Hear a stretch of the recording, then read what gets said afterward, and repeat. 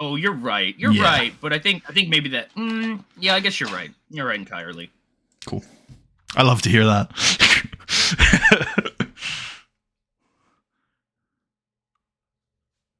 It's time for the classic, the beloved, the undisputed greatest option here that we always use. Fire. Nice. Now I'm good for an open forum if you are. Nice. Yeah, we should have sent Bradshaw home. Yeah, it's okay. I forgot to. Well, I remembered at the too late, so it pretty much is forgetting. All right. We got Want to be loved. I'm so glad that was a cookie on the other screen. Holy fuck. I opened that up and I just saw some like pink and beige and I was like, holy shit, what has somebody sent me?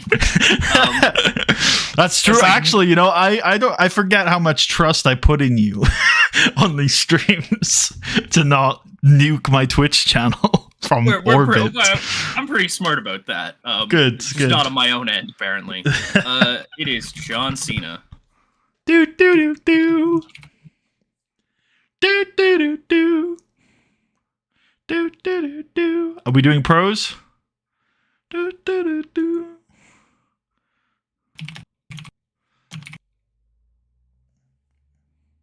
Cool. I guess not all caps because it's not a. Yeah, I wouldn't. Were it me.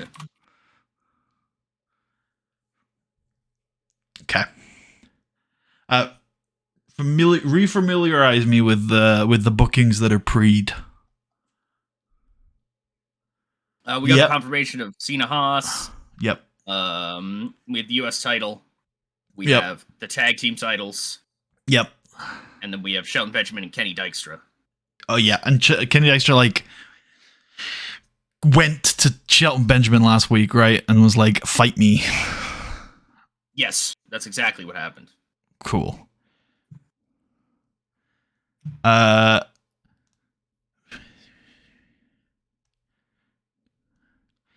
Should we start with confirming Cena Haas for next week, and then have Haas come down to the ring and cut a promo? I like that. Cool, because I know you had promo material you wanted to send last week, and I was like, hold off until the match is booked. Yep. Which you can send now. Charlie Haas comes out. I assume Cena's coming out at some point. I don't think so, actually. I think Haas is just going to talk, and then we're going to go commercial. Hell yeah.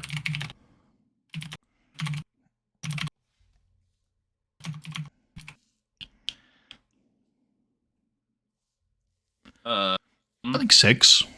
Yeah, sure. You got to enter as well. Yeah.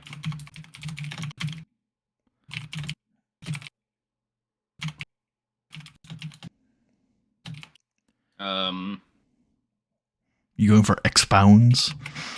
No, we'll go with restates. Why he now has a problem with John Cena.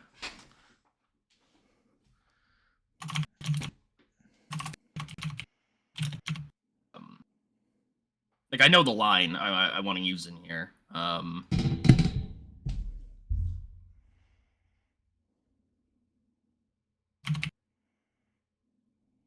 He tells John Cena to bring his best, I guess.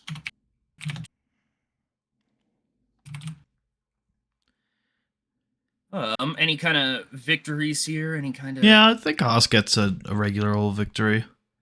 Unless you wanted to do a minor storyline victory. No, I'm okay. Thank you. Cool. I will refrain. It's maybe your heart's not in it. Yeah, it should be. The other one's called Mutually Assured Destruction, so I think it's definitely that one. Cool. Cool beans. Why do you think that phrase came around? Because beans are not historically cooled. I don't know if it's the origin of it, but the first time I had ever seen it in a piece of media where it was not said by my friends or something like that would be long What movie? What movie is it? Oh fuck. This is gonna eat me alive, so I have to look it up. Who does it have in it? Come on, come on, come on. He's like a stunt rider. He rides a bike. It's like a 2000s comedy. 2000s comedy about stunt man. Yeah. Hot Rod, that's what it is. It's a 2007 movie, so I doubt it's the origin of it. But it's the first time I'd ever like heard it in a film. So it's Andy Samberg and like the rest of the like Lonely Island people basically in a movie where Andy Samberg is like a big loser who wants to be a stunt rider like Evil Knievel. Gotcha. That's like the whole movie, but there is one scene where him and his stepbrother are in like his bedroom or something like that, and they look at each other and they say cool beans, and they just like say cool beans back and forth for like 30 seconds, and it turns into a music thing at one point. There's like a beat behind it. So I was always just like, is that where it's from? Like, is this the scene? Like, I don't know. Google tells me it was Cheech and Chong. Oh, so kind of in the same lane. Sure. All right. Shelton Benjamin versus Kenny Dykstra is next, I think. Hell yeah. If anybody watching this is interested, I'd recommend watching that movie, to be fair. Pretty good, from what I remember. Tucker recommend. Were you high? No, I would have been way too young to have been doing that shit, man. Okay. There you go, then. Uninhibited Tucker recommendation. Sober Tucker rec. That's insane. That never happens. Yep.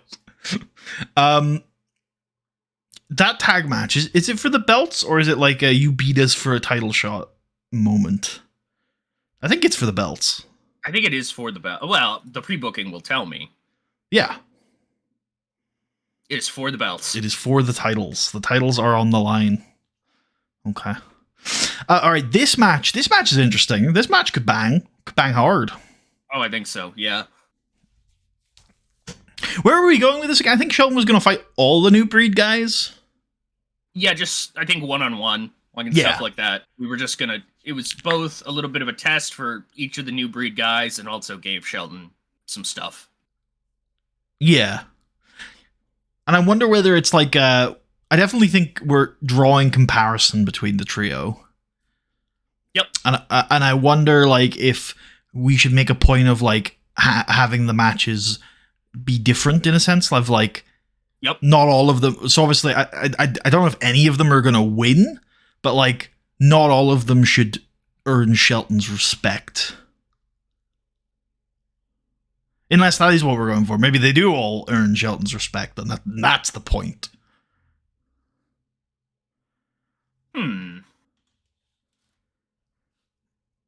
Or maybe like one of them doesn't, one of them does, and then one of them does, but they don't want Shelton's respect. So I was thinking very quickly here. Yep. This one's a fairly normal match. His one against Ziggler. Ziggler's going to injure Shelton's leg. Shelton will still pull that one out, but then that'll cause Corvon to beat him in the last match. Okay, I kind of like that. I do like that. I want to run with it. I want to develop it a little. I think Kenny is the one in my head who doesn't get his respect here.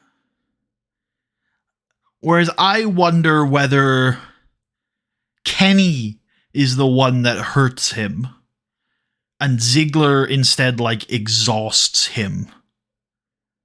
Because I feel like out of the three of them, profile-wise, Ziggler is this, like, slippery guy. He can't quite got the get your...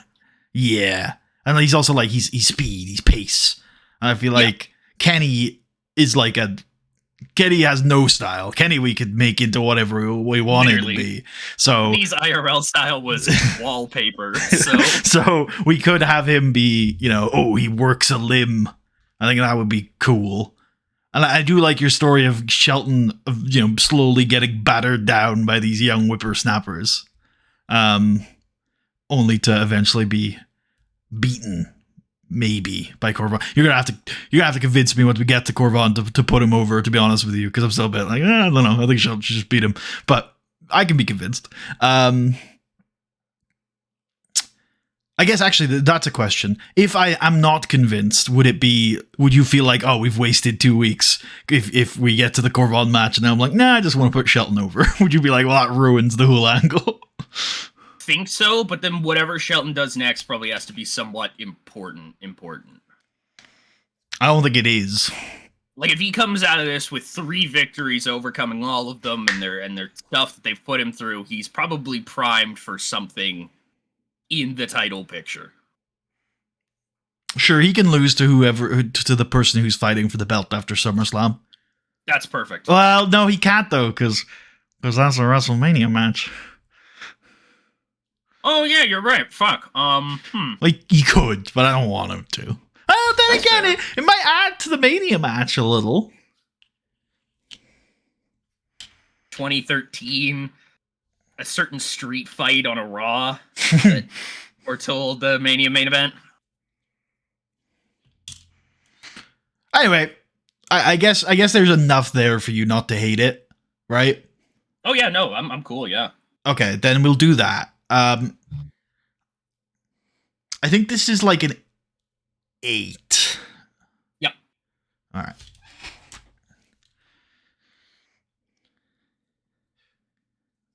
I wonder if there's a note that we want to add here. Yes. Lucha de Apuesta. Huh. No, I'm I trying actually to say that correct lately because I have forever kept my child meme saying of Lucha de Asbestos. I think that this is fine without a note. Question though, is this a storyline? It probably isn't. But can we check? It is.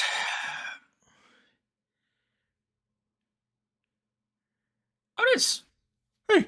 Oh, whoa, you WinZip. missed out. I missed out on WinZip. buying WinZip. Oh my, how could I ever? What am I going to do? I've never even heard of WinZip. I don't think. I would have had WinZip on here initially for a couple months before I was like, wait, WinRAR is just better. Yeah, I don't even know what I have now. I think Windows has a default unzipping function now. They do, yes. Yeah, so, I mean... Yeah. Legit useless. You missed out, though. All right. I did miss out.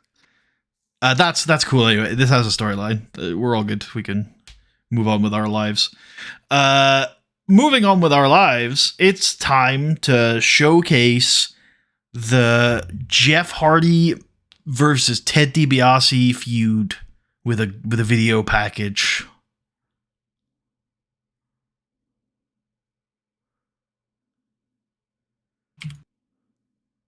Just like that? Yep.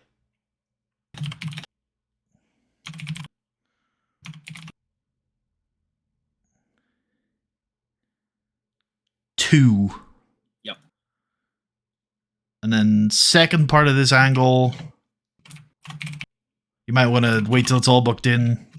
Yep. Might inform how you do that.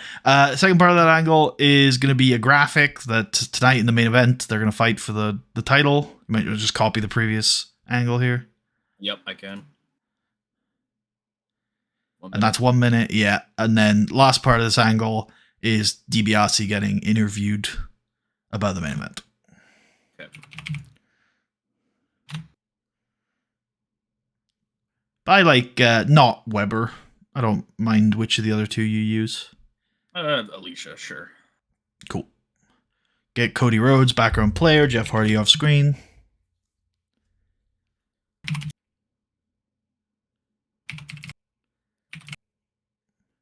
Interview 3 minutes. Ted DiBiase, minor victory over Jeff Hardy.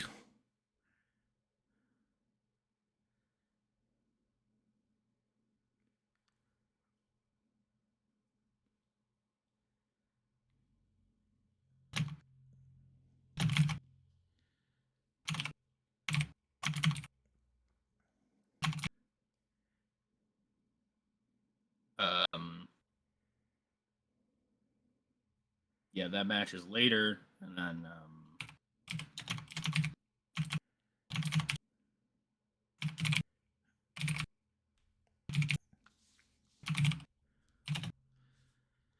he says he's gonna win. Yep. Perfect. Perfect.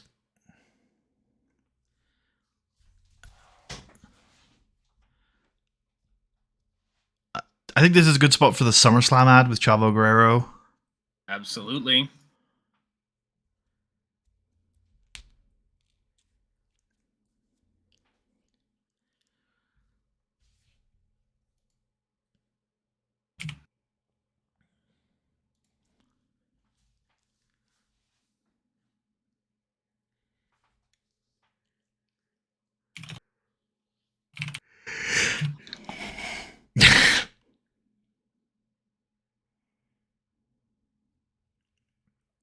What? Where do we leave off with the women last week? What's going on with the women? I believe Tori, yes. Tori and Melina, they all attacked Victoria. The three heels did. Yes, I remember that now. Okay, cool. I think that's top of the hour then. Yep.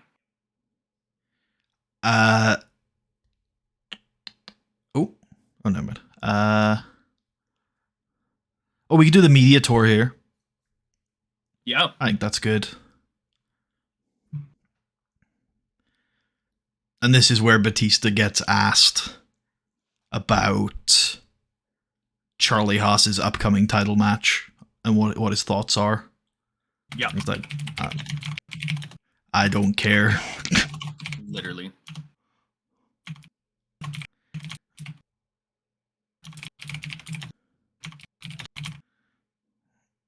Not like he's gonna win. 3, 2.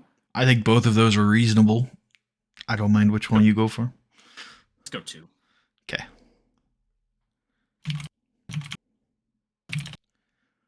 No, let's go with we see more highlights. Batista. I think we should just call him Batista. Sure.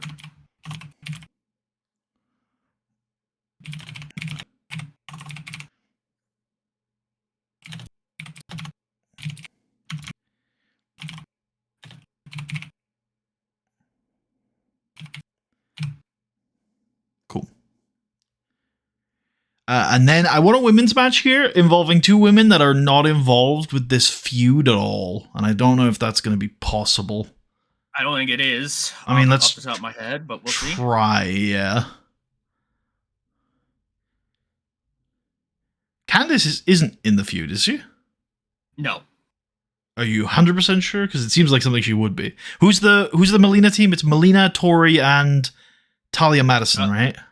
Yeah. I guess Candice isn't in the feud. Okay, that's kind of cool. I guess it is possible then. Candice Michelle could take on.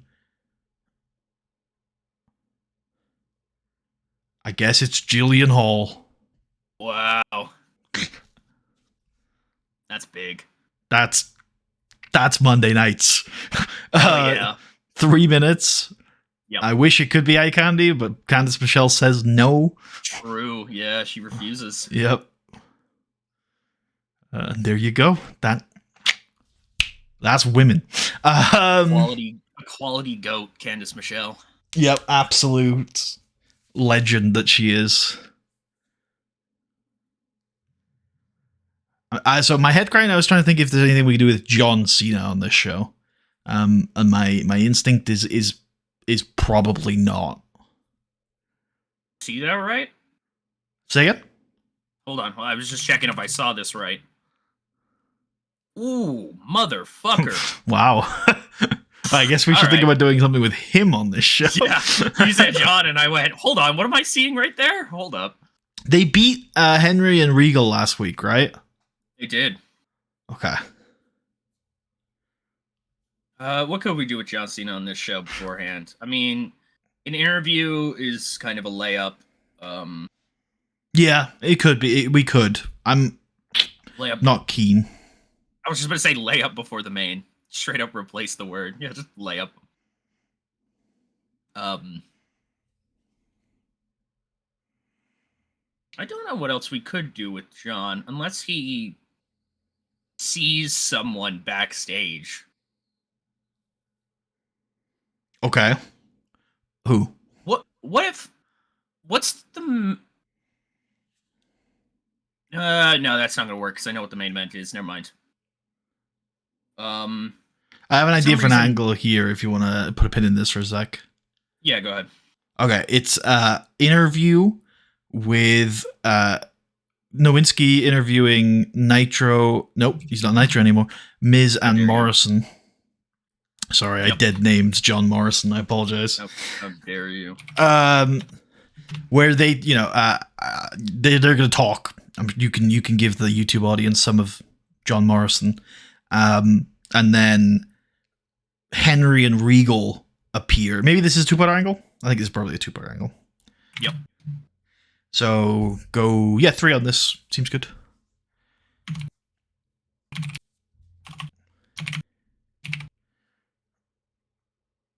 Yep. And yeah, so Regal and Henry can appear. Regal working the crowd, I would probably go on this, and Mark Henry as bodyguard. Yep.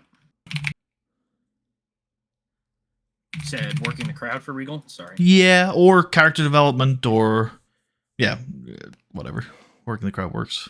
Yeah, we'll go with working the crowd. That works. Mark Henry's bodyguard. And Regal will like challenge Miz and Morrison to a rematch, and they'll accept. They'll do character development on those two. Yeah. And then give Miz and Morrison minor unreciprocated victories for being so willing to accept a rematch. How long is this second part? I think this could also be 3, but it could also be 2. I'll leave it up to you.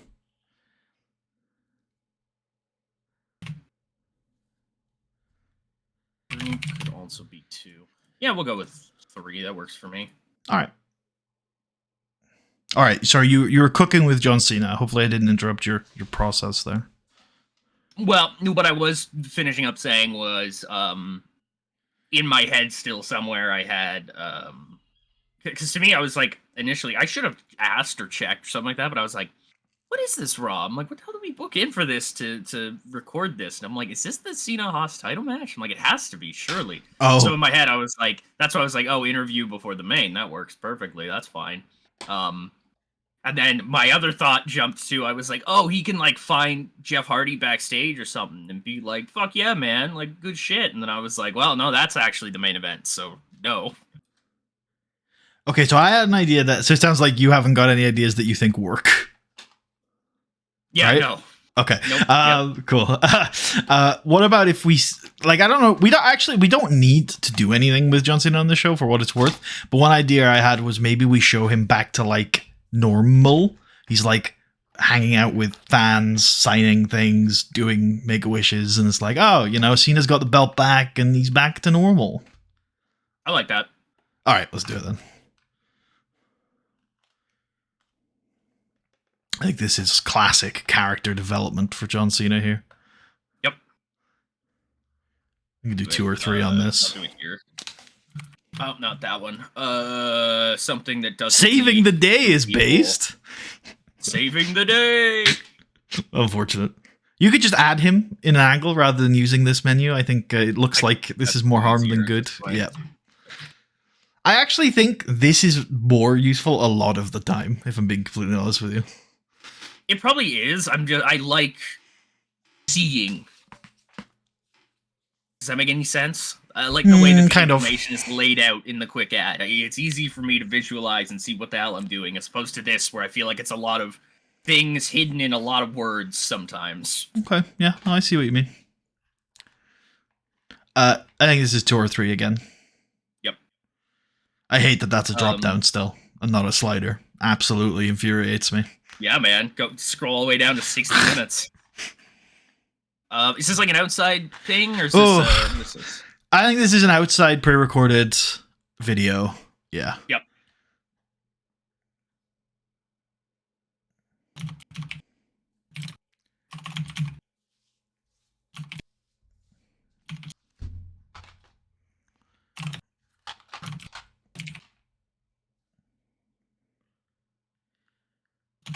I like it. That's all I'm saying. Yeah, Doing no, normal John Cena things. I think that works for sure. Okay, down to the ring come Team Heel of the women. Tori Wilson, Melina Perez, and Talia Madison, the Dick Master. And they're going to cut a promo about how, for too long, women like Victoria and Beth Phoenix have ruled the division. I was wondering what was preventing you from adding Talia Madison to that angle. I've ruled the division. I guess I don't have to do the whole promo here, but they're going to cut a promo on those girls. Yeah, and then we'll do a second part to this angle afterwards. Cool. I don't have to name it here, do I? You don't? I don't think so. I think this goes 4 with the entrances. Yep. And then after a little while, Victoria's music's going to hit, and she's going to come out with Serena. Yep. And I think... So I'll explain the angle and then we can book it in. So they're going to come out and Melina's going to continue her promo and say, hey, didn't Victoria learn her lesson last week? There's 3 of us. There's 2 of you. You're never going to get the better of us. And then Victoria is going to say, there's a lot of things. I've worked with you a very long time, Melina, and you're good at some things and not good at others, but I definitely didn't have you down as bad at counting. And then Melina will look behind her and Mickie James hits the ring and it's a 3-on-3. Sounds like a 3-part angle then. Okay. Okay, Melina's talking. Those 2 are background player. I need Serena D, background player. Perfect, I think. 2? 2, okay, yep. And then we're going to copy this as well. I guess Beth doesn't have to be off screen in these, but whatever. She will be. Okay. I can remove it if you want, but... I would, but it's not a major thing. Yeah, I'll do it. Okay. Okay, so this will be Melina. What do you want to do for the... Is this attack in Victim, I think it will... This... I think it's attack and Victim. Attack from Melina, Serena, and Mickie. Yep.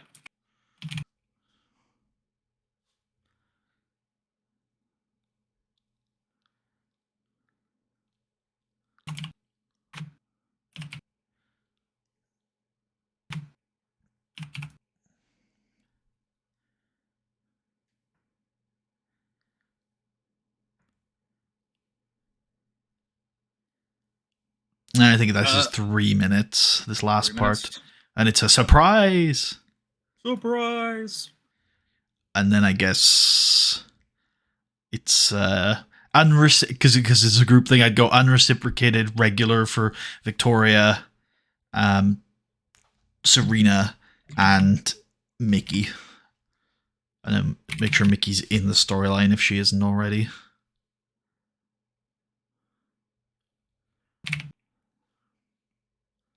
Cool. Perfect.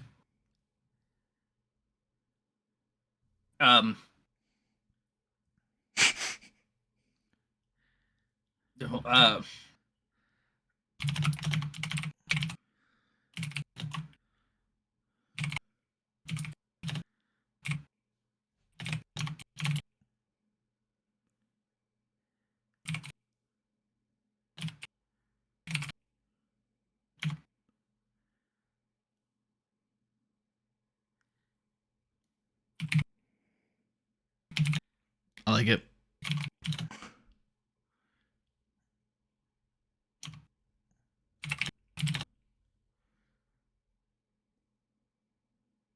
It's the old pincer movement. Yep. The old 1-2 surprise.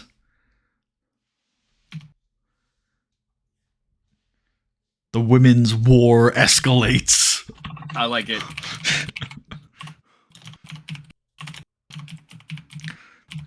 Can't wait for War Games next Saturday. I'm about to say, man, hell yeah. If only we were doing this a few months later. I think I've made this comment a few. I feel like there's been so many times randomly where our women have been primed for a Survivor Series match, and it's just at the wrong time of year. Oh well. Cool.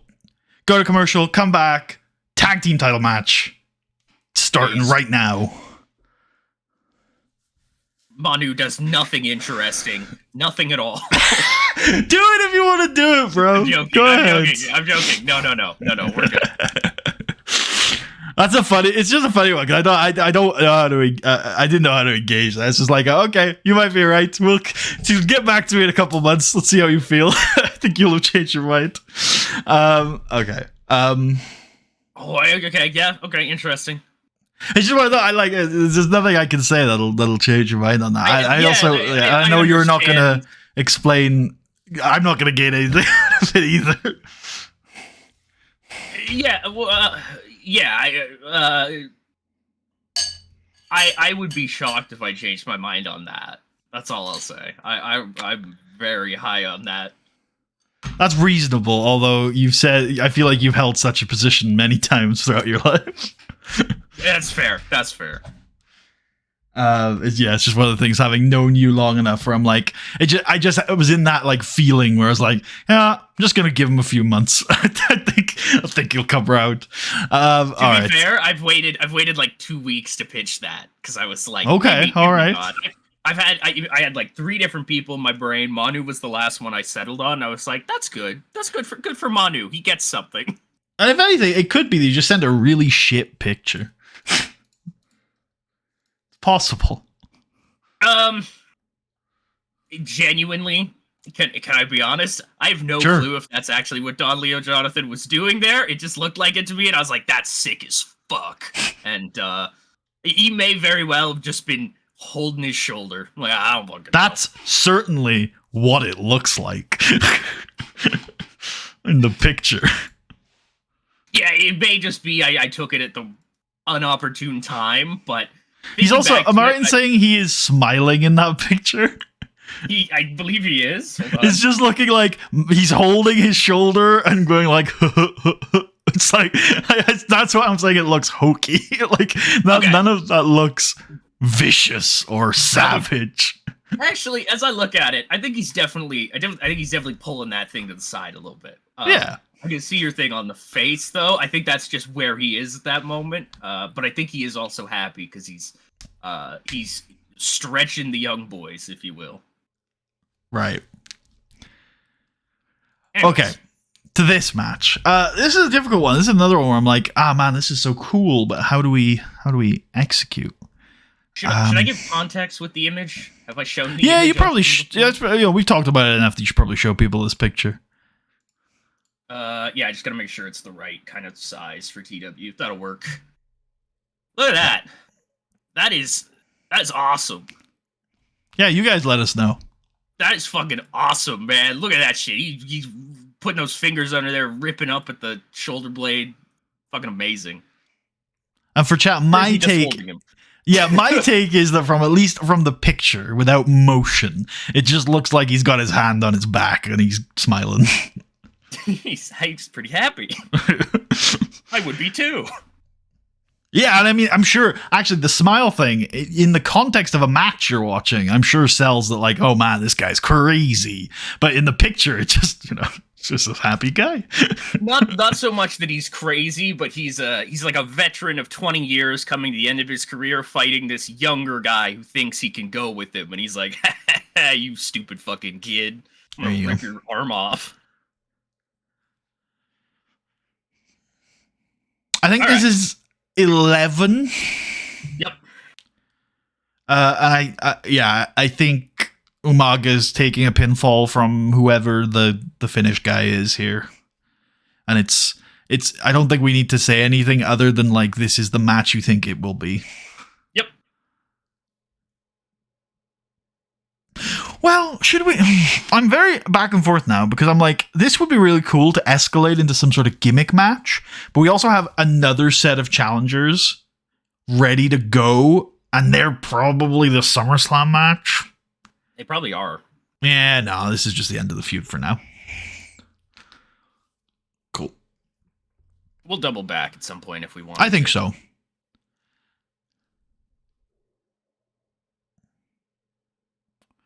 Oh yeah, Mr. Kennedy. We're doing a thing with him. So. Oh yes, we are. What did we do last week with him? I think it was Nowinski. He scared. He was unhinged. That was it. He seemed crazy. Okay, so I don't think this is where we were going initially with this, but I think he tries to do it to Amy Weber, and is immediately shut down. That's awesome. I think the idea is he goes to rip the mic away from her, and then she like keeps it, and then she backs off and says, "Hey, look, Ket, I'm the interview overlord. I get to decide who gets airtime on this show. All right, you think we need to hear what you have? I'm just gonna walk away." And she walks away, and the camera follows her while Kennedy's like, "Wait, come back! I've got things to say." I like that. I'm like, I wonder, could we make it even more impactful if she walks away and he's left there and he starts cutting a promo to the camera, but there's no mic. We can't hear him. He's just talking to nobody. And there's no camera. But then there's there's no camera. He's just we get like a side shot of him just. Oh yeah, okay. No, yeah. If we angle the camera the right way, like we're in front of Amy as she's walking away, we could see Kennedy in the background trying to cut the promo, and we could hear him like in the obviously not hear him through like loud and clear, but we could hear his echoing in the background. Yep, I like it. Okay, cool. I think this is character development on both. Where is this going? No clue. Is Kennedy gonna feud with announcers? He's either gonna go insane or I don't really know. What I'm hearing and what I'm seeing the pathway open in front of me, Tucker, and it's finally time. I've pitched this 5 times now in this series, but this time you're gonna go for it. SummerSlam, Mr. Kennedy versus Stone Cold Steve Austin. It's the play. It's the move. We can't get him out of retirement. You know that. God damn it, Steve. He says he's too fucked. We could do it as an angle. Ooh, we could do it as an angle. We could do it as an angle. I think that's the feud, I think it's actually where this is going. He's going to continue to feud with backstage staff until he runs into someone who, he can't fuck with. And then Steve can stunner him in Russia and share a few beers. Yep. All right. Sounds fun. Russian beers, whatever they are. I guess it would be vodka. I know that's not beer, but... Oh, based. How long is this then? 4? Yep. I think we should make a storyline for this now. Yeah, I agree.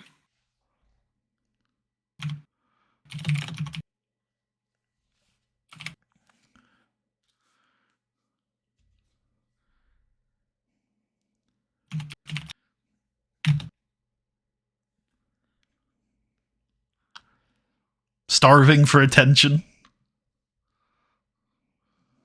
Go with deplatformed. I like that. Go with Mr. Kennedy, Amy Weber, and Steve Austin. Fucking based.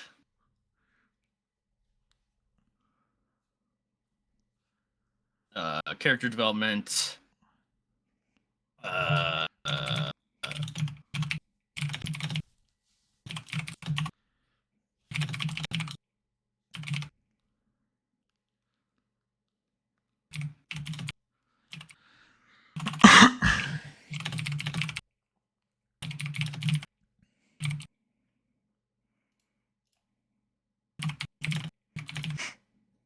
Stops him and leaves. Yep. Regular storyline victory for Amy Weber over Mr. Kennedy. Hell yeah. Hell yeah. That one is this one now. I just made that 2 seconds ago. How could I? I wonder if he'll complain. I think she's pretty over, if I remember correctly. She is quite over. Yeah, nice. He don't care. He's like, yeah, no, I understand. Understandable. I guess this is time for the Edge The Edge slot. Yeah. What if instead of showing like a picture, what if he just says like, "I know you just had a daughter," and it's like, "Oh, what the fuck?" Yep. I feel like that on its own doesn't land for me. I think I think the direction you're going is good, but I don't think that's like. Yeah, I think we need something a bit more. How do I describe this? That's very vague to me. Like, what does that imply? It implies one of two things. Yep, understand. He's either going to attack Randy Orton's 1-month-old daughter, which would be based and should be on TV. Or okay, I've got something there, but keep going. Or the idea is that Edge can follow that lineup essentially with it would be a real shame if her father wasn't around. Oh, those are both good. Those are both good. I really like. Actually, I think we should go with the second one. Yeah, some line about it being like, oh, you know, you've just had a brand new baby daughter. I'm sure she's gonna have a wonderful life, but man, is it gonna suck for her to grow up without a dad. Yeah, she's only 1 month old too, man. She's not even gonna remember you. It'll just be pictures her whole life.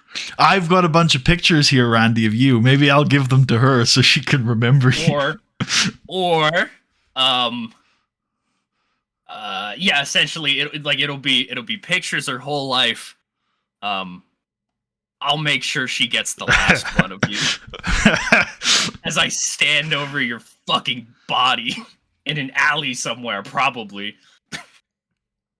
Okay, I mean, I don't know exactly how much of that you're going to use, but there's something there, so pull it all together, and I'm good to go. Based, how long is that? Probably 4, I think. Yep. Let's go with Edge. Why are we craziest threat? Why are we broadcasting this on Monday Night Raw? How is Edge getting this? Well, he's not in the arena, so it's okay. Yeah, Teddy's like, this is good content, player. Holla, holla. Yeah, this is the shit. This is what people want to see, but I cannot have them in my workplace.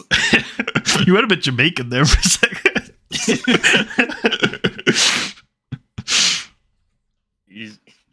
It is me, Big Teddy Long. Big Teddy Long, man. Yeah, Edge, basically threatens Randy Orton's daughter. Edge reminds Randy Orton that people rely on him.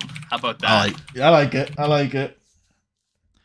Major victory for Edge over Randy Orton. Insane, major victory. Holy fuck, what's wrong with this guy? I mean, I guess he did get kicked in the head twice. That would probably do it. I mean, okay, I think it's main event time.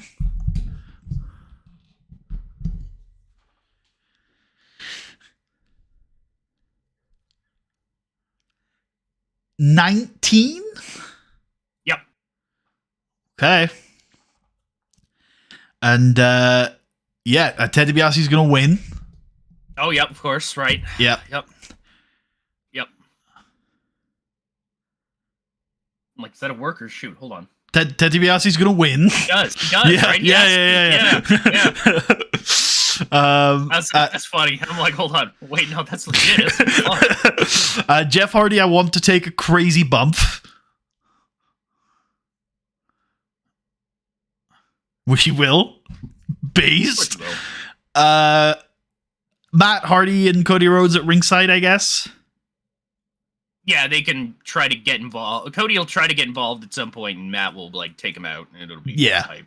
I mean, they'll probably be involved for large portions of the match, to be honest. But yeah. Yeah, it's no DQ, right? So yeah, it's false count anywhere, no DQ. Yeah, they're gonna be all over the place. I like the idea that Cody keeps trying to get involved, and then Matt Hardy will brawl and take him away, and then Cody will put Matt Hardy down and struggle to make his way back to the fight. And just as he's about to get involved, Matt Hardy rushes in from off the screen and just starts fighting him again. I really like that. That's cool. Definitely go for that. Holy shit. All right, All right. And that's it. that is it. Oh, nice. And we're also good on timing. The only thing I want to do is add some ideas here. Can we go check what Shelton's creative finish was? Yeah, so we have the power spot, which I guess expired, or maybe we used it last week. So it is very risky. Oh. Good for a month. What would be a very risky Shelton Benjamin creative finish? I want to, because I kind of had these vibes when we were booking it in. I want to redo the famous Shelton springboard into Sean super kick, but with Dykstra doing it into Benjamin, and then the difficulty there is the timing. Yeah. Okay. And then, how does Shelton win from there? Oh, he super kicks him and pins him. He's fucking dead. Oh, Dykstra's doing the springboard. Yes, and Shelton's doing the super kick. Cool. Yes, Shelton is catching him. Yeah. Cool. Yep. Because now he's the one who's the established guy. Yeah. No, that's cool. That's really cool. Okay, you got it. Let me look at the other notes there just to see what we've got already. Yeah. Can we rename this Edge is incredibly unhinged? Yeah.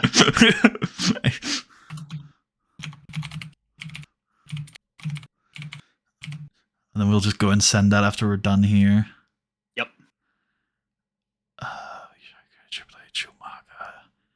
Okay. I don't think we can use the rest of this. I do want to create a finish for the main event. Yep. Yeah. Come on, Triple H. Don't be greedy, dog. Ah, son of a bitch. That's okay. Oh, that's pretty good. It's good till Christmas. It's the Christmas John Morrison angle.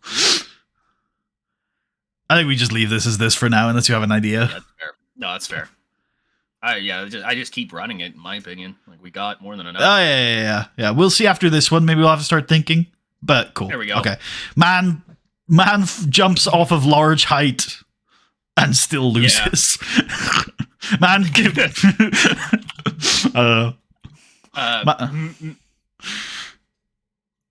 man jumps off stage, loses anyway. Lamau. Yeah, like.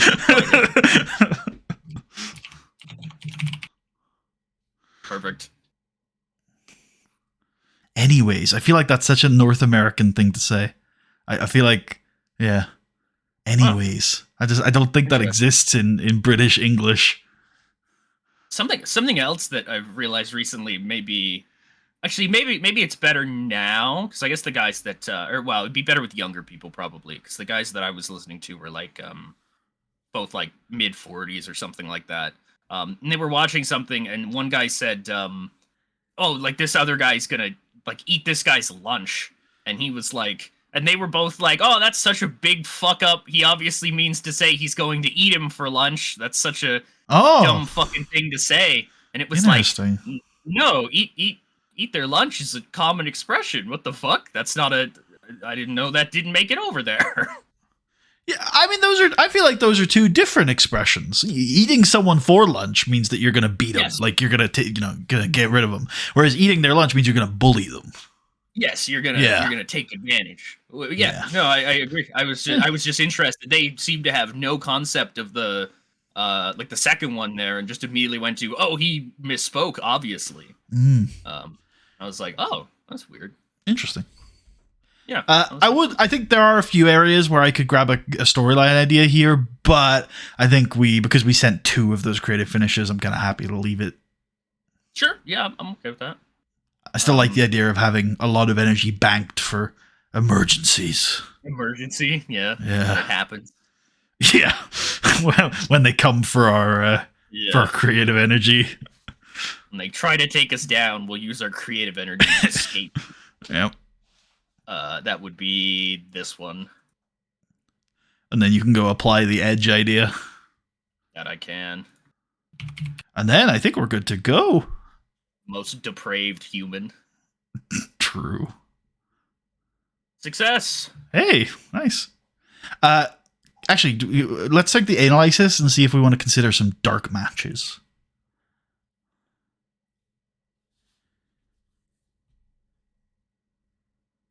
Yeah, give me Chris Masters versus Dolph Ziggler. And then check match history. Yes. I thought so. Yeah. Give me Chris Masters versus who is the other guy I thought? Tommy Dreamer. And then check match history. Very nice. Cool. This is on the pre-show. Yep. 5 minutes. Masters wins. Dominates.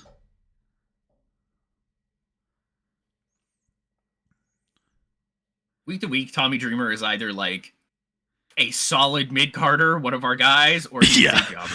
It just depends on what we need.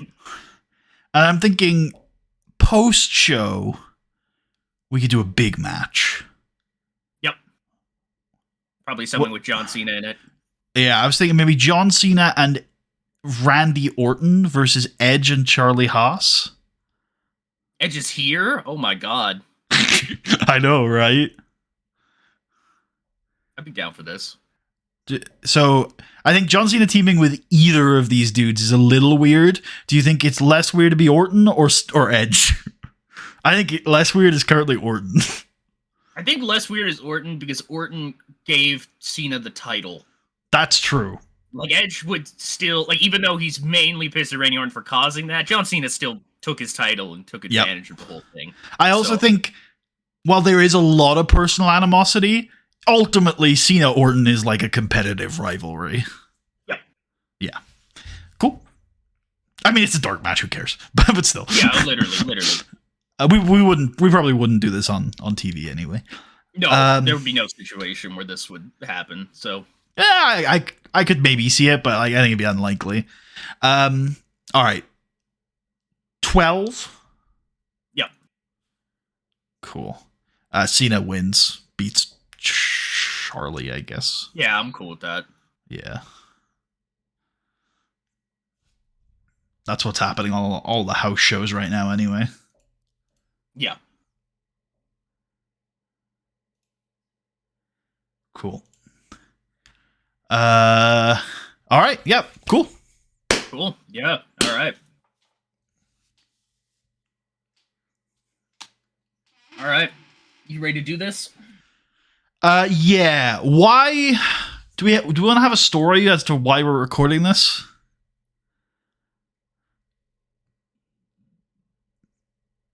Why are we recording this, buddy? Because it's a big moment for Jeff. That will help explain why he's main eventing SummerSlam. Right. Okay. That was why I picked this show. Yep. What if, maybe not to show the hand too badly, what if we just hyped up that one of the two guys in the main event is going to be a big piece of SummerSlam? I think that's showing the hand a lot, considering it's probably the one who isn't the United States champion on August 4th. Ooh, I don't know what I'd think. Okay. Because Ted just beats him. Like, that's true. That is true. We've been pushing him real hard. How about it's just there's two title matches tonight between two really strong champions, right? We've got Lundrick, who we can sell as one of the... Go ahead. I was like, we could also lie a little bit. Oh, absolutely. I love lying. We could just say that Samoan Wrecking Crew and Lundrick here is like a big fucking deal. Like, this is the big shit, man. We've been fucking looking forward to this for weeks now. Yeah, true. Which we kind of have. Shut up, CC Cleaner. Which we kind of have. It's not a full lie. We could also like go hard in on the Jeff Ted thing, because like this has been a definitional summer feud, and we'll get into it a little bit on the show. But like Jeff Hardy versus Ted DiBiase, this was the finals of the US title tournament, and ever since Jeff Hardy has been struggling to get to the belt, and now it's Falls Count Anywhere. This could be Jeff Hardy's night. I think we could also really sell Benjamin Dykstra as well. Like, sure. Just along the lines of kind of what the finish would be as well, where it's like, what's up? I think I've got the line, and it's we say, hey, we're recording this because this is a big card, and then we go through the three matches like we would on an SNMA and sell them all. Yep. All right, cool. I want to do the US title match. I think you should do the Benjamin Dijkstra match. Yep. Which means you should probably also do the tag match. Yeah, I can do that. Cool. So yeah, in 3, 2, 1. Hello, folks. Welcome back to more 2008. This is not SummerSlam. We lied. Apologies. Actually, I guess we did say at the end of the last SME, maybe you'd likely see us at SummerSlam, Yeah. but this is a little unexpected, isn't it? It's a Monday Night Raw. Whoa, the second one of these ever to make it onto YouTube. True. What's going on with that, huh? Well, we have a massive card for you here. It's the 4th of August. We are well and truly in the build to SummerSlam. And we have found ourselves with a blockbuster Monday Night Raw. 3 matches booked in tonight, and they're all main event caliber. Yeah, genuinely every single one of these could have main evented this show. We're just gonna hop into it and explain them as we go? We can do. Sure. Okay. Yeah, perfect. I just need to know, there's the 1 angle, 2 angle, then the opener. Okay, yeah, cool. We're ready. Let's do it. This is a pre-show match. You don't have to worry about this. It's cool. It's fun. It's fun, yeah. We get the Raw intro. What would it be in 08? Is it? It's still Wanna Be Loved, yeah, I would imagine. Yeah. And we are locked in for this on SNME? No, this is next week on Monday Night Raw. Next week on Raw? Holy yeah. shit. So we can confirm for next week, John Cena is going to take on Charlie Haas. John Cena defending his WWE Championship. Do we want to go into that at all? Or yeah, I mean, you can talk about it for sure. Yeah, so, as you saw at the conclusion of the last SNME, Randy Orton cost Edge the WWE title, threw John Cena over top of Edge. Charlie Haas, who's had his issues with Batista over the past number of months with the way that he feels Batista is conducting himself, he's kind of stretched this gripe, I guess, out. And it's extended to John Cena. Charlie Haas saying that the way that John Cena won the belt, the way that he has held the belt and kind of acted like the whole ending of SNME didn't really happen, like kind of acting like Cena just had won. Charlie Haas has some problems with that. Edge is a guy who's, worked really hard to get where he was, and it got taken away from him, kind of through a fault of his own, because, you mess with like a demon guy, he's probably going to come back and fuck you up a little bit.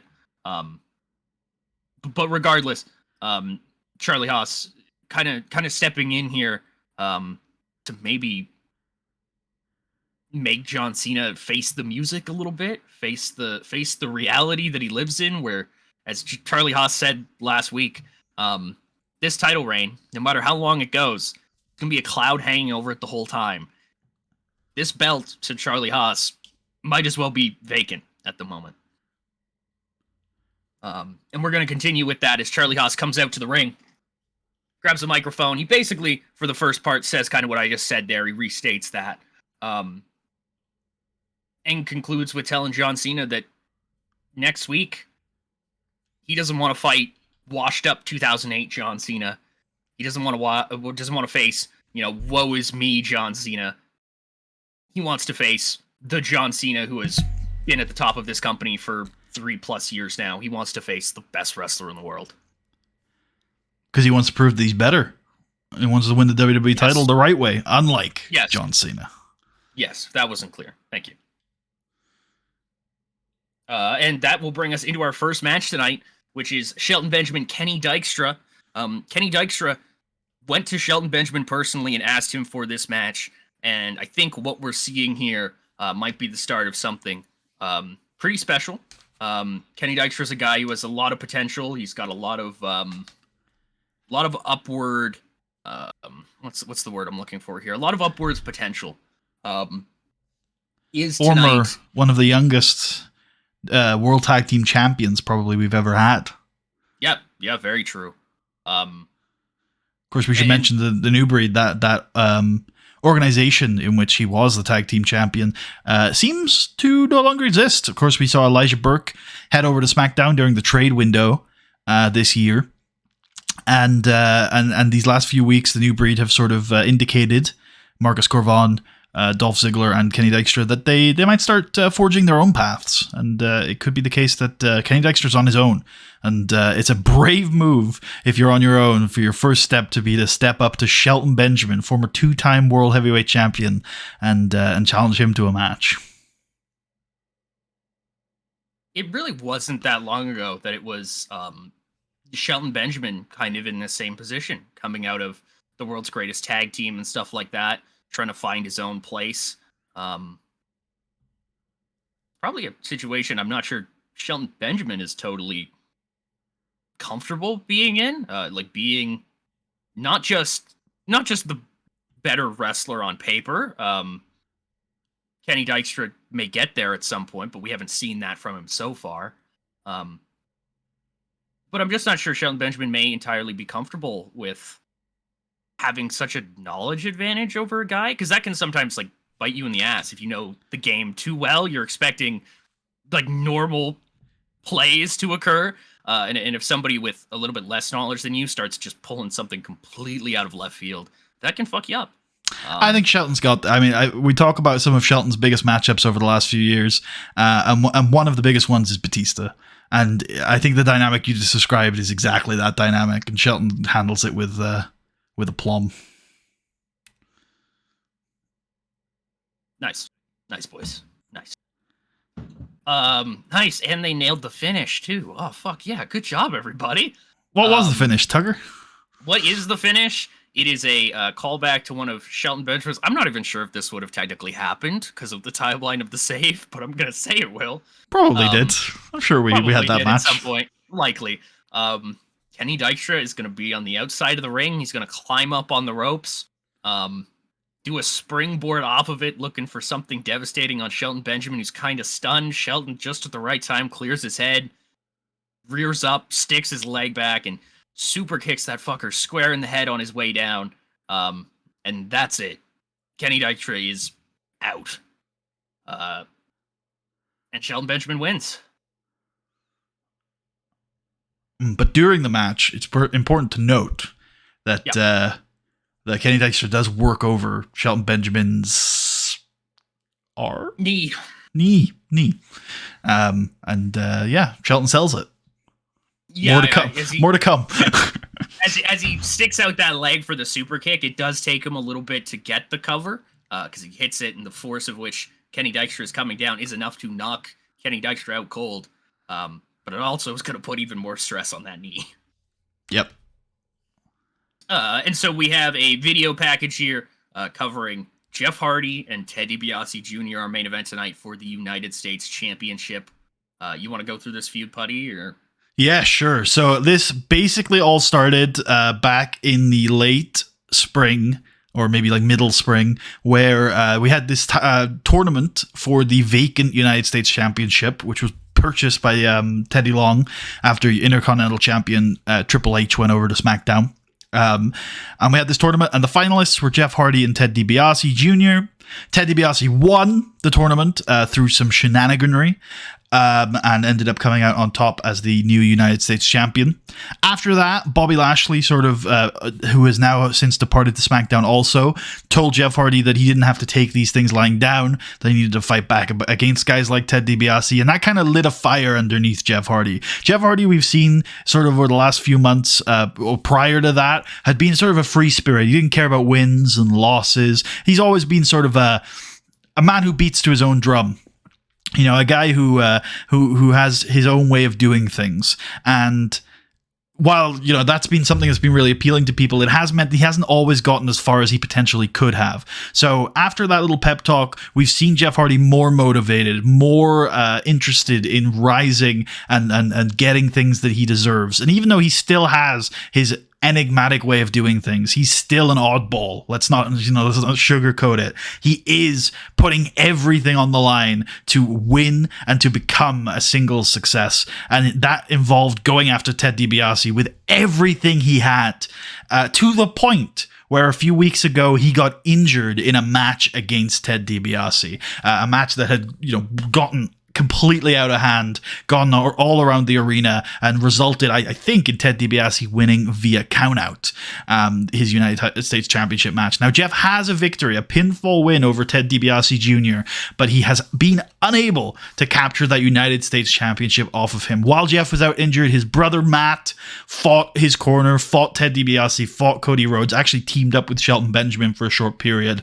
But now Jeff Hardy is fully recovered. He's back, and the first thing Teddy Long did once Jeff Hardy was cleared for action is to clear this rematch. The most anticipated championship rematch of the summer. Jeff Hardy has been so close to that United States Championship all summer, all spring, and tonight, no more excuses, no more chances. It's Hardy, DiBiase, United States Championship, falls count anywhere, anything goes. These two men are going to put it all on the line. Who's walking out with one of the most coveted prizes in sports entertainment, the United States Championship?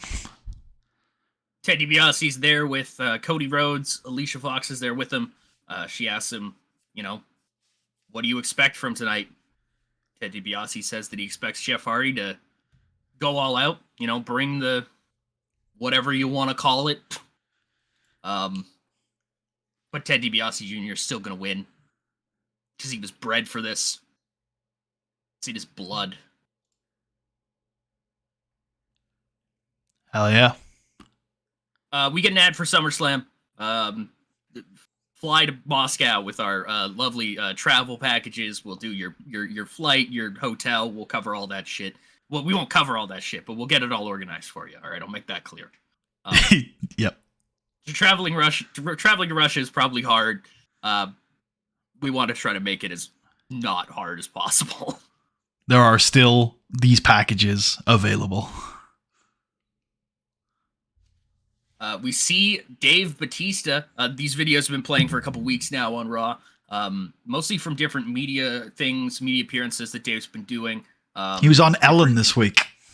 Wow, that's big. That's fantastic. Yep. That's big. Does Ellen ask Dave Bautista? No. Ellen's not the hard-hitting questions here. That's just one of the clips among many, because we should, stress that Bautista, since fighting Floyd Mayweather at WrestleMania, has become like a huge mainstream asset for the WWE. And when he's in these interviews, he's so tremendously complimentary about WWE, about the success of the product, about how much he's enjoying working in professional wrestling, and about how everyone should make sure to tune in on Monday nights to see him and his colleagues putting on a hell of a show. But there is one line of questioning that Bautista seems not to be too enthusiastic about. Yeah, some pencil neck says, Mr. Bautista, please, call me Dave. Okay, Dave, there's a WWE title match that's looming on the horizon. This would have been recorded before the confirmation. Yep. It's just on the horizon. It looks like Charlie Haas will be receiving a WWE title match. What do you think about that? Should we tune into that? Should we be excited for that? Who are these guys? Let us know, Dave. I think, Monday Night Raw has a ton of exciting main events week on week, and you should always tune in to see great title matches, whether it's the WWE title or the United States Championship. And I'd like to remind you that a few months ago, I made a promise that by the end of the year, I will be WWE champion. So I don't know exactly what title matches are happening at the moment, but what I do know is that whoever wins, I'm going to beat him.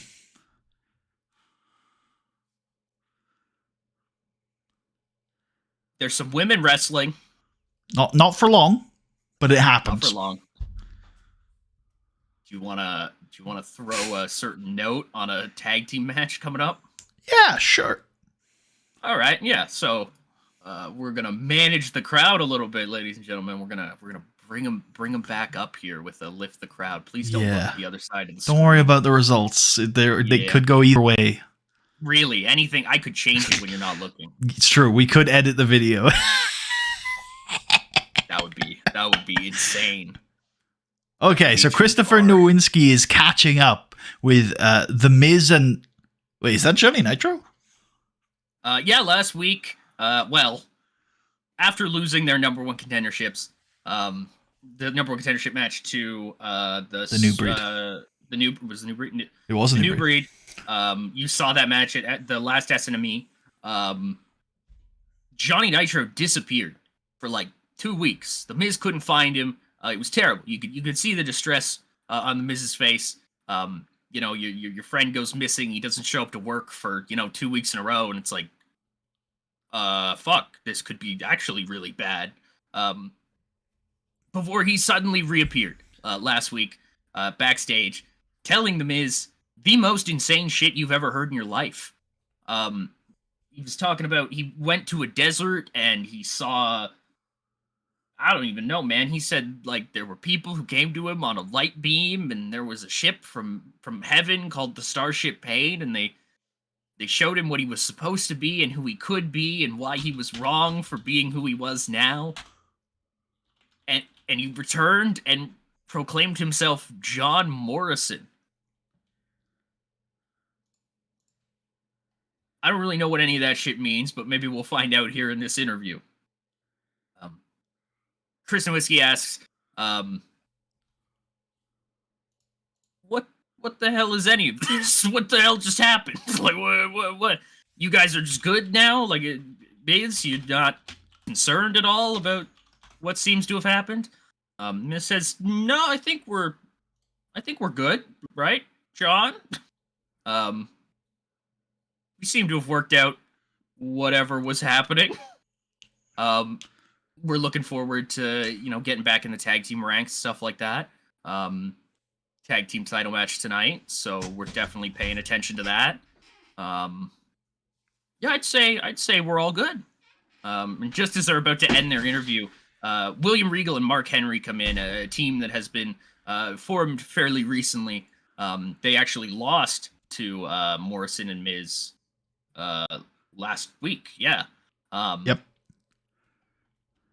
And so William Regal comes in, Mark Henry behind him. Look here, Sunshine. I don't know what kind of drugs you've been taking. I've seen them all right? But what happened last week was a disgrace. You got lucky, and you're walking around here like you're one of the best new tag teams on the block. Let me tell you straight. There is nothing in that victory last week that can't be attributed to luck. And the next time we see you in the ring, it's going to end a lot differently, because I've got the world's strongest man on my side, and I'm the world's smartest man. So you got something coming if you think you could beat us again. And Miz is like, very, go ahead. I was to say, very uncharacteristically for the artist formerly known as Johnny Nitro. He's going to say something. He's going to do something. He seems energized and excited. And he says, "Oh, we'll take that. We'll take that. Yeah, you want to do this again? Anytime, Sunshine." Oh, he hits him back with it. Oh my god. Yeah, we'll fight you next week. Next week? Okay, I thought so. I was like, shit, is that next week? Fuck. I thought so. Perfect. Yeah. Yeah. Who knows necessarily what the They are now Miz and Morrison. That's what I'm looking for. Regal and Henry. Yeah, John Morrison. We'll have to see how far this new man, I guess, I don't know, can take this duo. I guess we'll find out if it was luck or not next week. Hell yeah. We see a video of John Cena, and he's doing all of his normal John Cena things. He's, doing some media stuff. He's doing charity appearances. I'm going to say it, Tucker. Maybe Charlie Haas was right. Here's John Cena acting like nothing happened while Edge is at home suspended because he can't get over the fact that he got screwed out of the WWE title. Hey, I mean, what can you say? The company needs him doing these appearances, and who's John Cena to say no, right? Look, he's changing lives. He's doing good things. Don't get me wrong. But all I'm saying is that none of what happened seems to weigh on his conscience. Yeah, you might be right there. I can't wait until this company has a real champion to represent it. Charlie Haas. And that's going to happen next week.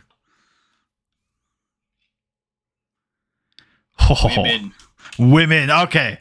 So out comes Melina, her longtime ally, Talia Madison, the Dickmaster, and a new ally, Tori Wilson. Last week, Melina went to Tori Wilson and proposed a truce that they would work together to get rid of the likes of Victoria and then eventually the WWE Women's Champion Beth Phoenix. Now let's not forget Melina, Tori Wilson. They've not always seen eye to eye. They're two very powerful, strong characters who are very individual and both want to succeed. And there's only room for one at the top. But right now, neither of them at the top, and their enemies are numerous. So they have forged a truce. We now have a sort of loose alliance of Tori, Melina, and Talia, and they came together to outnumber Victoria and Serena Deeb, two ass-kicking ladies who have been in a pain in Melina's side for the last few weeks.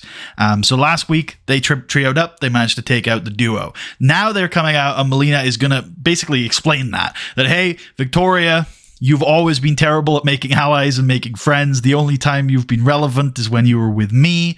It's the same thing with all of you ladies, like you, like Beth Phoenix. You might be strong, but eventually, you know, the numbers game catches up with you. As good as you are, it doesn't matter how strong you are. When it's 3 versus 1, the 3 always wins. And then Victoria will come out with Serena Deeb at her side, and Melina will sort of laugh and say, hey, here you go again, rushing in without thinking. That's always your problem, Victoria. You're going to come down here and we're going to kick your ass again because it's still 3 versus 2. You are still outnumbered. And then Victoria, who came out with a microphone, is going to say, you know, Melina, I worked with you for a very long time, and there were some things that you were good at and some things that you were bad at, but I never knew you were so bad at counting. And then behind Melina is Mickie James, who throws her hat into the women's war and hits the ring with Victoria and with Serena Deeb to square things up, 3 versus 3, and Mickie, Victoria, and Serena beat down the heels and send them flying to the back. And we can book in for SNME in San Francisco. It's a 3-on-3 women's match. Based.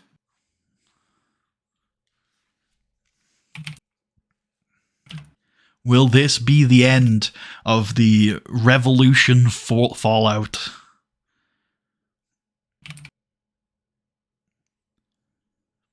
Hell yeah. Hell yeah. You can also see the prospective card for SNME 23 coming up this Saturday. Yeah. That'll be on the VODs channel. Yep.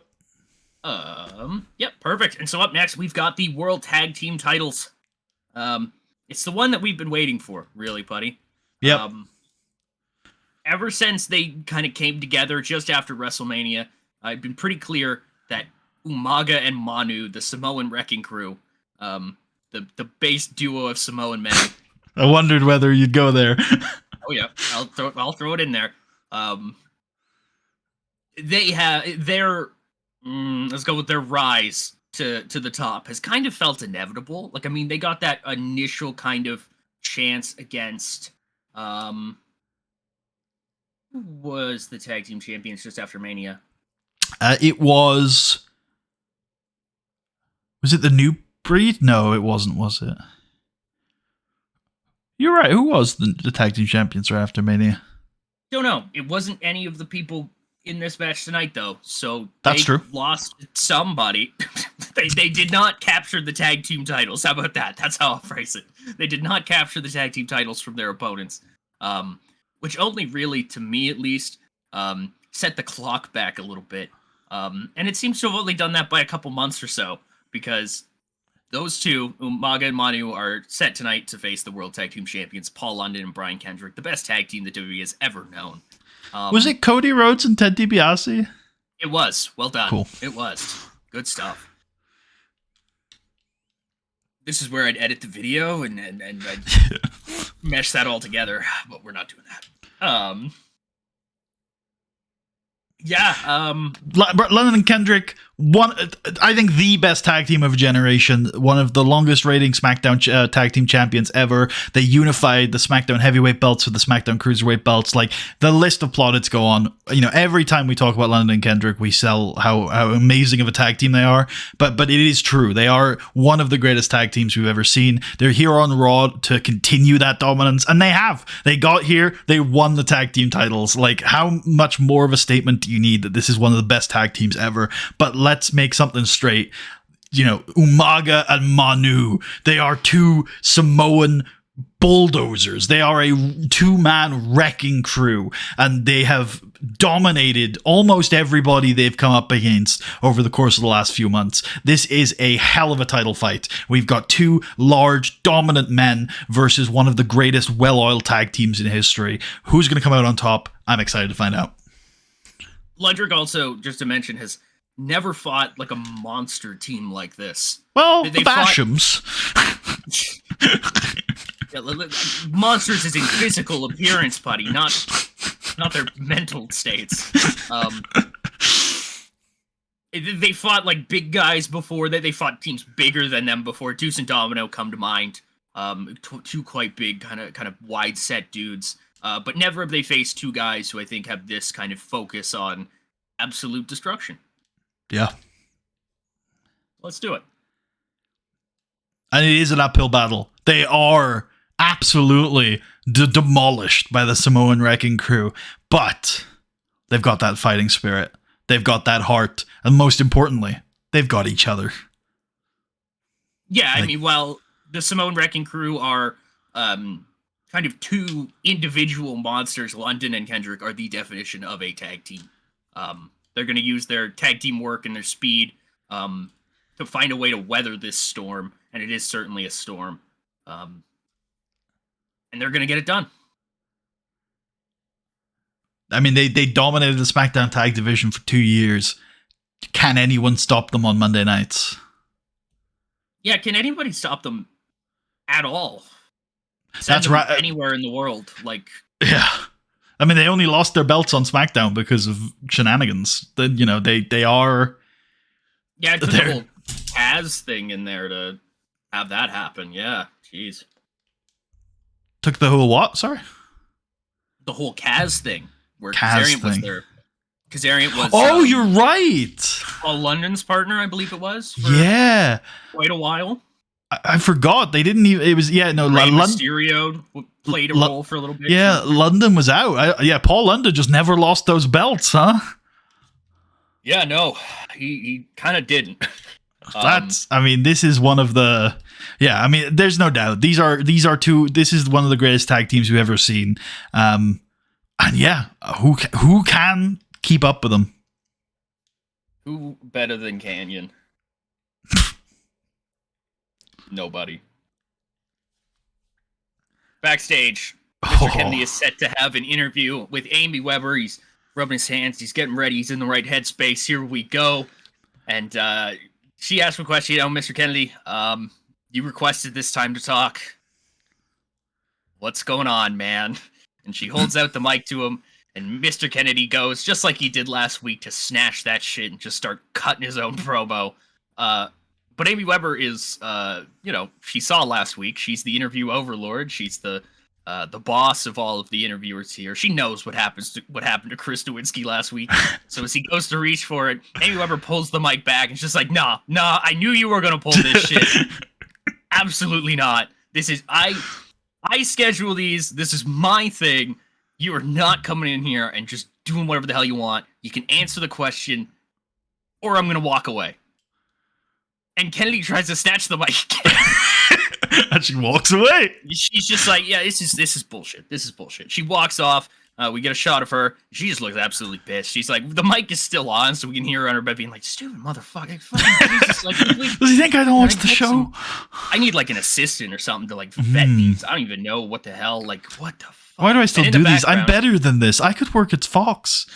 in the background to nobody in like the interview area, we see Mr. Kennedy just like he's moving his arms around. His mouth's moving. He's talking. He's cutting a promo to nobody. There's not even a camera over there. What the hell? Mr. Kennedy has been deplatformed. What's he doing over there, man? Nobody knows because there's no camera and there's no microphone. I wonder He's if he'd do screaming that. into a void. I wonder if we left a camera back there, if we'd catch him doing that all night. Does he just do this regularly? He's a strange man. What a weird guy. Speaking of weird guys, We get up on the Titantron there, and it's Edge. He's still at home. He's still suspended. He can't come to the arena. He said it before. The 2 hours on Monday Night Raw are probably the safest 2 hours Randy Orton has in a week because Edge can't get him.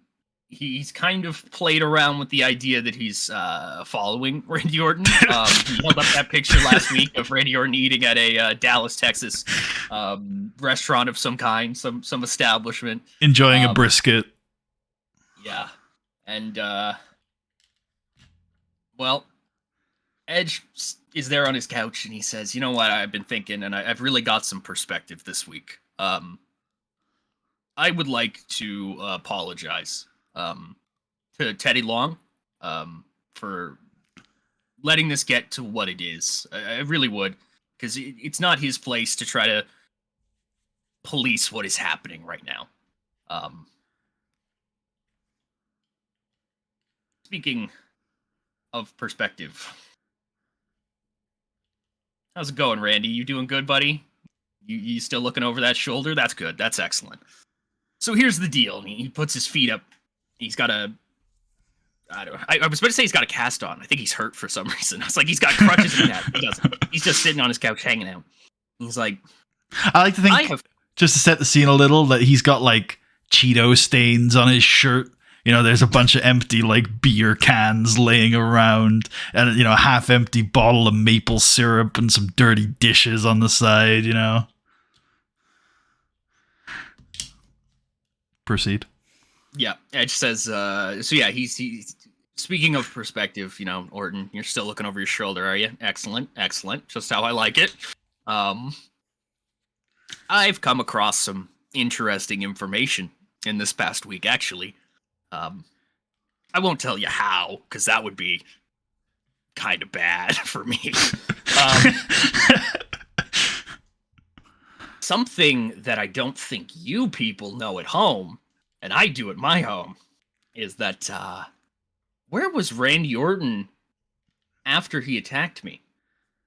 In between the period, before he attacked me, excuse me. Where did Randy Orton go? He totally disappeared off the map for a little bit, didn't he? What was he doing? Where did he go? What does he know? Let's just cut to the chase, I guess. Randy Orton, last month. Congratulations, Dad? That's right, you married my mom. No. Randy Orton is a recently new father, ladies and gentlemen. That's right. Aww. He gave birth first. No, his wife gave birth to a baby girl, and from what I hear, she's healthy. And everybody at the Orton household is very happy about that whole situation. And before anybody gets any ideas, I am not a depraved maniac to threaten somebody's 1-month-old daughter. Come on. But what I am just psychotic enough to do is remind Randy Orton that there are people who rely on him. It's going to be really, really sad, Randy, because it's such a fun time right now, I bet, in the Orton household. Tons of firsts. But come this time next year, she'll celebrate her first birthday without you. And her second, and her third, the rest of her life. In fact, God, she's so young. She's only like 1 month old. She's not going to remember anything about you. All she'll have is pictures. I'll make sure she gets the last picture. The one where you're on the ground in a pool of your own blood, probably in a back alley somewhere, wherever I end up catching you. And I'm standing over you. I'll make sure we both have a smile on our face. How about that? The fuck is wrong with this guy, man? He's fucked up. Hell? He's What is wrong absolutely with deranged. This dude is insane. I felt sorry for him for a brief period, but that's gone. I mean, like, Orton did kick him in the head twice. That might be some of it, but I mean, like, That doesn't excuse this. no, I don't really think so either, honestly. But I mean, They're both monsters. I was gonna say, I think at this point they're both excusing their own behavior for in the name of whatever this is. Like, does this only stop when one man is actually dead? Like, I thought it was over a month ago, but clearly not. So I don't know where this ends.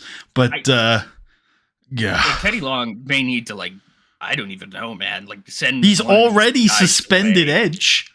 I may, like, it may be a situation, and I don't know if Teddy Long wants to do this, because if I understand correctly, there's some problems with the Raw front office at the moment. We don't really know what they are, but there's been whispers and rumors about certain things. But there have been those cuts because of the Batista contract. Yeah, it seems like to me one of these guys should not be working for this company anymore. I don't really know who it is, Look, but I confuse the whole thing. I think. Call me a bad person, but what, they're both top stars. No, surely there's a way that we can work this out.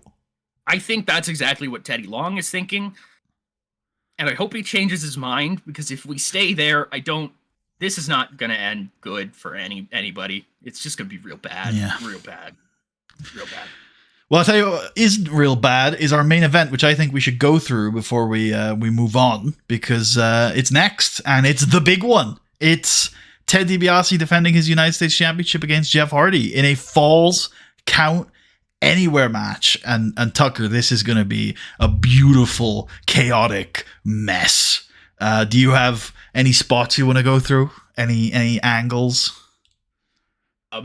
So obviously in this, it is a Falls Count Anywhere match, which means that Cody Rhodes is going to get involved. There's no ifs, ands, or buts about it. But Jeff Hardy also has his brother. It's not like he's totally outnumbered here. So Cody, throughout this match, I believe, is going to continuously attempt to get himself involved. He may start even like getting involved and helping Ted for a bit before Matt Hardy has to come out. He was going to let Jeff go it on his own, as I think Jeff Hardy would probably want for a match of this caliber. But he'll have to come out, and he just keeps pulling Cody away from the conflict. Cody eventually will beat Matt back a bit and finally get back to where he can get involved and help Ted out. But then Matt Hardy will, every single time, it happens like 2 times, Matt Hardy rushes in from off screen with like a renewed fire and just goes right back at Cody, trying to keep this as much of a one-on-one as possible. Putty, you've got the large parts of the match. You go ahead. Yeah, I think this is going to be a tale of Jeff Hardy willing to put his body through hell to try and claim that United States Championship. We have seen him transform from a man who didn't really care to a man who cares about nothing else but claiming that goal. He was screwed out of the United States Championship not once, not twice, but yes, twice. Not once, but twice. And he wants that title. He wants to avenge that loss. He wants to prove to Ted DiBiase that cheating doesn't get you to the top, or it doesn't keep you there. He wants to prove to the world and to his fans that if you do things the right way, you can make it. And Jeff Hardy, as always, is willing to give everything to achieve that goal. And this match is a Falls Count Anywhere match. We are through the arena brawling. Jeff Hardy is jumping off of everything he can find. We're backstage. He finds a ladder and he does a flip off of it.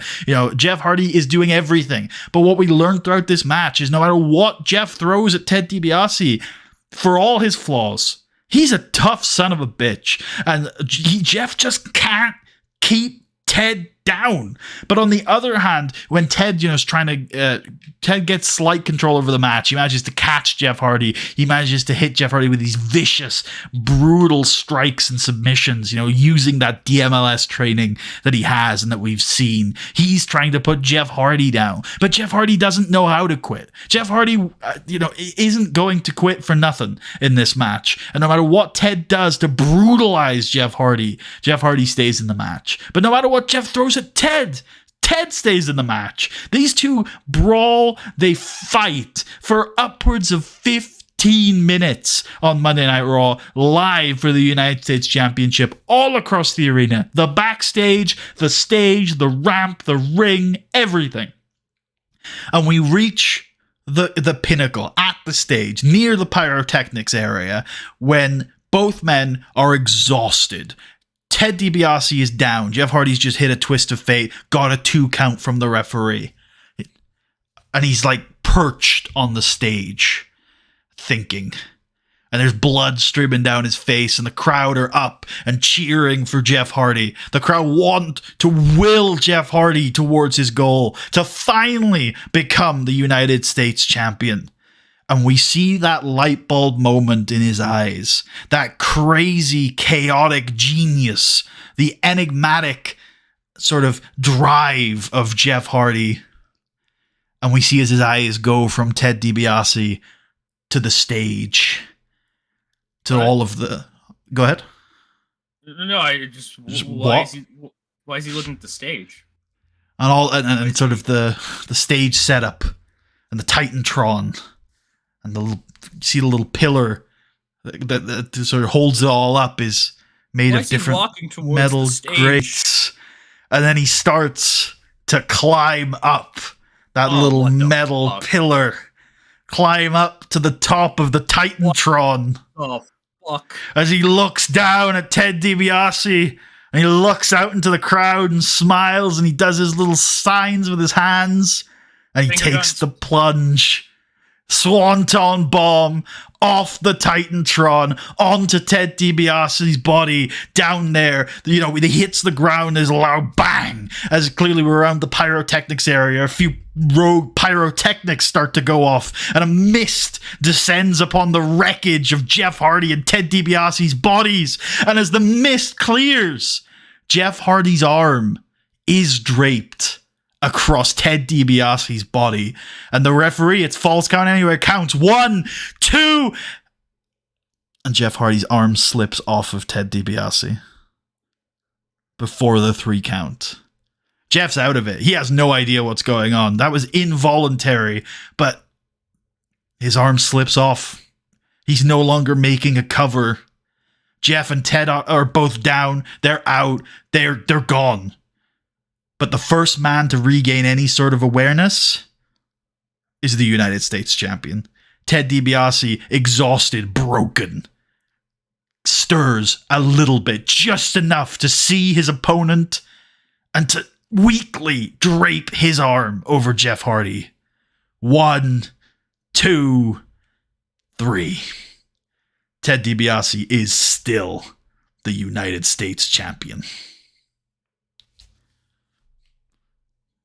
Wonder what a failure on that looks like. Jeff like overshot and like hit the crowd. I think he hits it, but he's like maybe actually a little hurt, and the crowd are like too distracted with Jeff to care that much about the finish. They're like, oh god, he's actually hurt, isn't he? This doesn't happen, obviously. What is a dream crusher? I have no idea. Okay, I'll have to look that up after Jeff. this. But I mean, Jeff Hardy, he loses again. I'll look that up now. What is it? What does Jeff Hardy have to do to become the United States champion, Tucker? Probably not throw himself off shit, honestly. It seems to be pretty hard for this guy. Jesus. I can't find anything on a dream crusher. Anyways. Was there any other way Jeff Hardy could have won this match? Maybe, but he wasn't finding it. But what a wild fucking... We got a lot of psychos on here, man. Like, who looks at the stage as like, I'm gonna climb that shit, I'm gonna jump off it. Like, what the... I mean, that's who Jeff Hardy is, and that's why the fans love him. He's willing to do anything. But all summer, he's done everything he can to claim this title.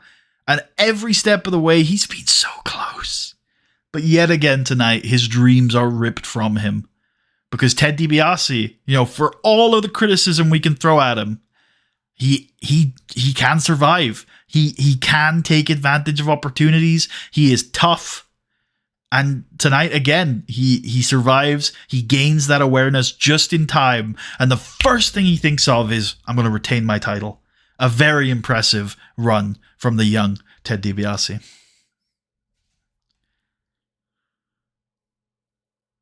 Crazy shit. All right, let's get our credits up here on the screen. Where the hell are we? There we are. Credits. Thanks for your support as always, folks. It's been a time, hasn't it? Yeah, for sure. As always, thanks to everybody there on the list. Do we do anything else with that? I just thanks for the. No, thanks patrons, and the links to the Patreon's in the description. We're currently waiting for Patreon to switch us to a monthly billing so we can restructure it a little bit. But in the meantime, thank you all for your support. So I got an email like a couple weeks ago from Patreon, I think, that was like, hey, you're now eligible for monthly billing. And I was like, oh, cool. That thing must have gone through for Putty. Oh. And I was like, wait, why would they email me? So I have no clue what I did. Do you have a Patreon that you've ever had? No. Huh. I have like it was from like an old one that I would have used to like support other people. Yeah. But yeah, no, nothing. Yeah, it was weird. I was like, huh, that's a weird. Because I was like, oh, well, that must be the Putty thing going through. But no, I guess not. Weird. I can confidently say that the next time you see us will be SummerSlam. That's a pretty good feeling to say, isn't it? Yeah. Yeah. All right. We'll catch you there at the big party in Big Russia. There's no better wordplay there. We'll see you then. Peace. All right. Cool. We're out. Cool. Fuck yeah. Yeah, I thought it was good. Yeah, no, I thought that was really good. Cool. Fuck yeah. Dusty Rhodes says The Miz is a star in the making. He would think that, honestly. I thought during that show, and I think you generally probably agree, is that sort of it solidified in my mind that the last match on the, maybe not the last match because I think we do want a women's match on there, but we definitely should do Miz and Morrison versus Lundrick at SummerSlam. Yeah, I immediately knew what you were talking about. Yeah. Yeah. Like, oh, for sure. For sure. Like, yeah, this is the only logical way to go with that. And I think we should do the title change there, and it'll reset the division a little bit as well. Oh, I should have said this on the broadcast because now there will be comments about it. But the Dream Crusher is the Cobra Clutch leg sweep variant. Yeah. Yeah, that's what the Dream Crusher is. Cool. I didn't know that move had a name. I thought it was just called Dream Street as well, and was just like a different one. V1 of the move, yeah, before they switched over to the much cooler like spin out slam. Okay. Yeah. How's Jeff Hardy doing for Pop after that loss? Is he okay? He is okay. He is fine. Definitely had the opposite, like the narrative effect of this summer. I feel like we've successfully gotten him to a place where it's like, oh, he's hot and rising, but the mechanical effect of this summer has been the opposite. Yes, indeed, very much so. But I do think I'm pretty happy with how we did the Jeff thing this summer. I think it makes sense for what we're doing. I was worried about it. I think it landed. Yeah. Okay. Cool. You're on the same. I agree entirely. Page. There was a time where I wasn't super sure, but I think like him getting hurt and then all the stuff we've done, that as well has been really quite good. So, I also think the Charlie thing is going well and helping to sell it like I hoped it would. Yeah, like I mean, hell, even just in general, I feel like Raw is in a good spot between. Like, I'm surprised, but yeah, I agree. Orton stuff, the Charlie John Batista thing, the Orton Edge stuff, even there's some of the Shelton stuff's doing well. That's true. Yeah, women, no, I also think Edge. Yeah, I'm happy with the women lately. A lot of that's been me trying to find stuff. I think Edge this week. I think it's funny because it makes sense because you like those kind of characters, but you definitely hit gold this week, and it was one where I was a little bit worried about extending this Edge Orton feud to SummerSlam, but actually the fact that you've just gone full unhinged, just psychopath, I think is really helping to sell that it. I still am worried about what we do with both of those guys. I mean, I know what we're doing with Orton because you've pitched it and I like it, but like I don't know what Edge does after SummerSlam. I have no idea. We'll see. We'll see when we get there. Yeah. I think there's a chance that genuinely, I mean, there's one or two paths, and it's pretty easy for me to just say that because it's like, it's going to be a very binary thing I'm about to say. It's either one or the other. It's like we either double down on like, oh, this guy has been hurt, and now he's just fucking angry and a monster. Like, he's just a bad guy. Or we can say like, okay, away from Orton, maybe Edge is still that kind of all right guy where we can kind of cheer for him a little bit. Just, don't nobody else please do that to him because I don't want to see that again. Oh, maybe we play around with it where like he becomes an all right guy again, but he's got to like ally up with someone and then he hurts them because he's, hurt people. Yep. It's like maybe that's Shelton Benjamin because I don't think we've ever done an Edge Shelton Benjamin angle. That's sick. Okay. I think also as I always end up walking back into this even when I don't intend to, but bad people doing bad things to each other, hey? Yep. I mean, that is a common thing that happens. That is my number one trope, apparently. That isn't the Big Show and or a steel cage. I mean, like, everyone loves a steel cage, and the Big Show's just one of your boys. I don't feel like those aren't tropes, It's fine, We all love steel cages, and Big Show's Big Show. Big Show in a steel cage, man. Structure. So I forget. It was Sunday no-go for you because I didn't actually read your message very much on Wednesday because I was really tired. Yeah, no worries. So yeah, I can't do Sunday, but this upcoming week I can do Wednesday, Thursday, Saturday, Sunday. Wednesday, Thursday, Saturday, Sunday. Wednesday is the only day where it would have to be like for sure the 11 o'clock slot. Everything else is open. Okay. Let's do Wednesday. Let's do 11. Let's do SmackDown and see how much time we've got left. Yeah, let's probably just do SmackDown, but we'll see how much time we got left, and then maybe look at SNME either just booking or also. Oh wait, no, we're not even recording SNME, so we could very well do SNME on Wednesday, but we will see time wise. Yeah, we'll have to see on that. Yeah, because SmackDown's usually shorter, but maybe not when it's the first show of the. We could always, in theory, because I think the timing will be fine. The timing will definitely be fine to start doing SMEs. So even if we got in like all the matches and stuff like that, saved it there, then on Thursday we could just do the angles and run that, then do the TVs. Because like I don't have any there's no time constraints on Thursday. I don't have any time constraints on Thursday. My instinct when you say that is that's a bit of a long stream for me, but okay. I also don't have any time restraints, so in theory I could do it. So yeah, we could look at that. We'll see that. We'll see about that. That sounds good though. There's plans there. All right. You have anything else you need to do? You need to say? No, we're totally good here as long as you are. Yeah. All right. Cool. Thank you all for watching. Hope you all enjoyed, and we will see you on Wednesday for the go home show to Gold Rush. Thank you for watching. Peace out.